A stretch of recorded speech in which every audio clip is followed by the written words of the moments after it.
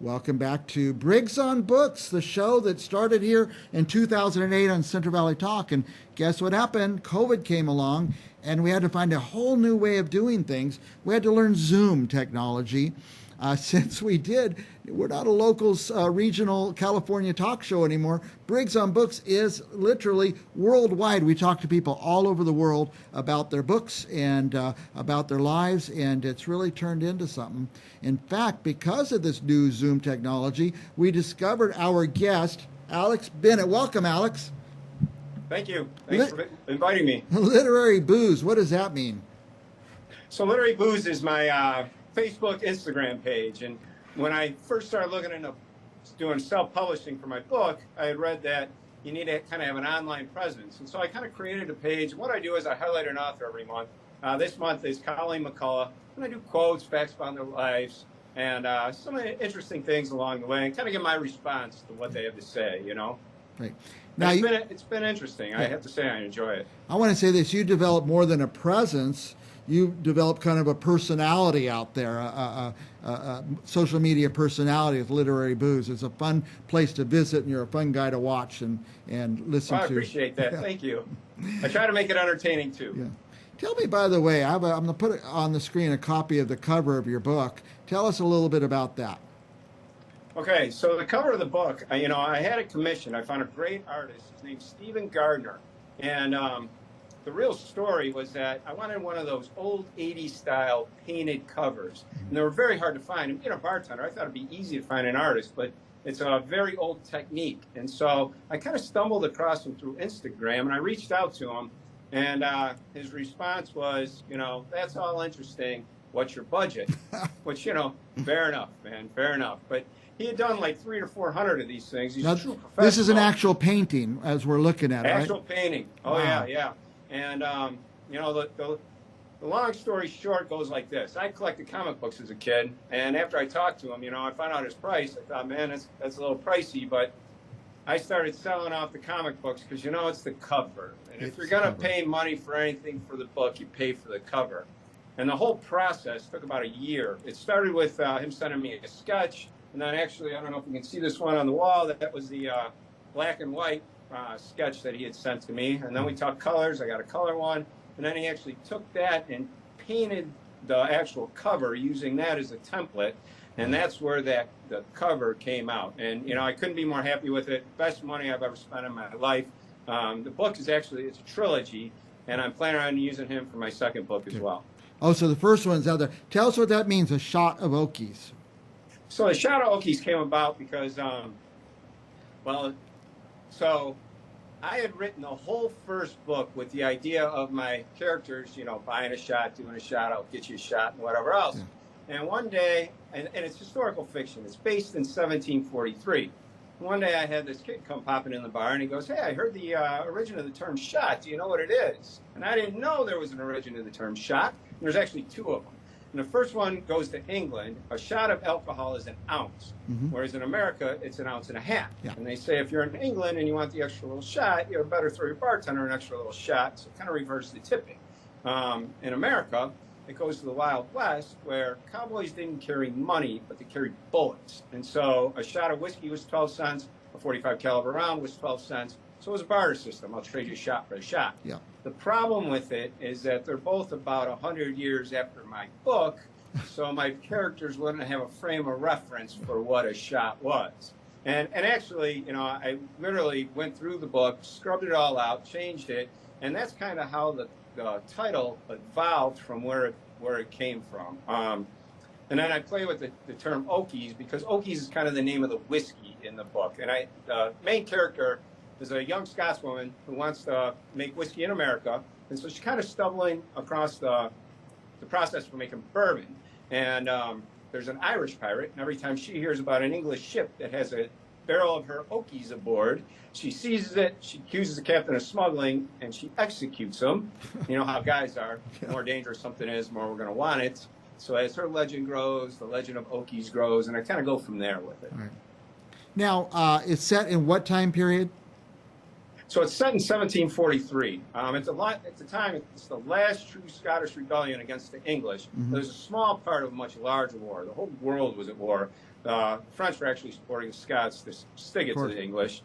And so I kind of have that as the backdrop to the entire story. Now, did this take a lot of research?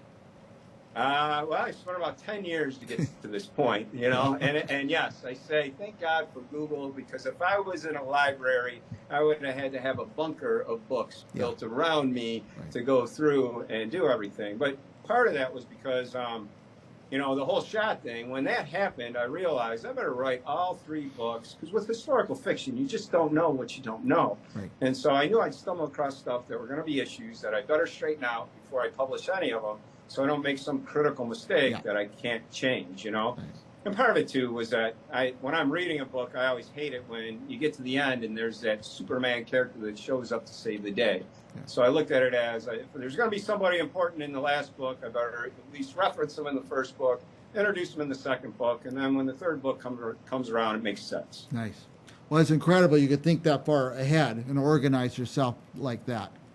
Well, it was definitely a planning, learning experience. And at this point, I tell everybody, if you want to write a book, start with the ending and work backwards. Wow. It's always easier. Nobody's ever said that on this show ever. What's that? Nobody's ever said that on this show ever. You heard it from Alex Bennett. I say you heard it here from Alex Bennett. Start with the end and work your way backwards. Much easier that way. Then you know where you're going. So let's say I'm in Joliet, Illinois, and by the way, out here we say Illinois. Yeah, that's okay. Joliet, Illinois. I stumble in a bar and you're there as a bartender. What are we going to find? Are we going to find stories? Entertainment? I'm a natural storyteller at this point, you know. And in fact, I say, you know, I made a lot of drinks, and I like making drinks, but really the most fun I'm going to have is interacting with the guests. I'm a very chatty person. I like to get to know my regulars. You know, they kind of become friends, and they really become part of my life. Yeah. And I'm fortunate to have some very good, very young bartenders that I work with, and they still love making the drinks. Okay. So I leave them to make the drinks as much as possible, and I do the chatting and tell the stories. You run the circus, so to speak.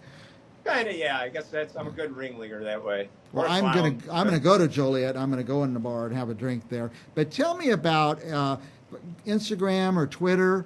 Oh no, also Facebook. Literary Booze on Facebook, right? That's correct. What are we going to find there? So every day I do post a quote or a fact about the author. But then, you know, I'll do dramatic readings from my book, or I'll post some videos. You know, doing all the research, I had come across some very cool, interesting things. And like one of them was the term proof. You know, as a bartender, I never knew where the term proof came from. And then as I'm doing other research, I stumble across it. And it kind of goes like this, you know. When you make a batch of whiskey, you're going to cut it with water. And back in the day, you didn't go to a liquor store to buy a bottle. You went to a farmer's market where there'd be a farmer selling out a barrel on the back of his cart. Nice. And so your question is going to be, how do I know this is really whiskey? And you can say, well, I can prove it. The way they did it was that if it's right around 50% water or more, you could soak a pellet of gunpowder in there, and that gunpowder will still start on fire. So that's what they do. They'd soak the gunpowder, they'd light it on fire, and they go, there you go. There's your proof. It's 100% whiskey. And so, you know, I'll post videos, like educational videos, I guess, about that, informative stuff. And then anytime I'm doing a book signing or an event or anything like that, I like to put that on Facebook or on Literary Booze as well, and try to let as many of the people that know me as possible to come see me. By the way, you're available for book signings and things like that? Book signings, I'll do, you know, I do bartend private parties for people as well. And then I've had a lot of people say, man, you should do like a combination bourbon tasting book signing. And so I have some ideas for that. And I do have a couple bars that are going to be working with me on that this summer. I'm really looking forward to doing those as well. Well, if you come out to California, we'll help you set something up out here. So I would love to do that, believe me. By the way, I have a team of interns, and it's their job to find me interesting people to come on the show. So thank goodness they went to Instagram. That's where our interns found you. So yeah, I appreciate that. You know, thank goodness they did. I appreciate you having me here. you know, let me get the word out about my book, and then Yeah. everything, literary booze and everything else in my life. Well, we're way past time, but real quick, let me ask you, where do people get the book? So you can order it off of Amazon. If you go to my page, Literary Booze, I do have a link for the publisher's website. But if you just go to Amazon, search a shot of Oakies, you can pull it up there. Or you can always reach out to me. I'm happy to send it to you. There you go. And I'll sign the copy then as well. Oh, that's better. Go to Instagram, Yeah. go to Twitter, go to Facebook, and find Shot of Oakies. Talk to Alex Bennett. Thank you, Alex. It touches me every time you come on our show because you're one of the most fascinating guests we have.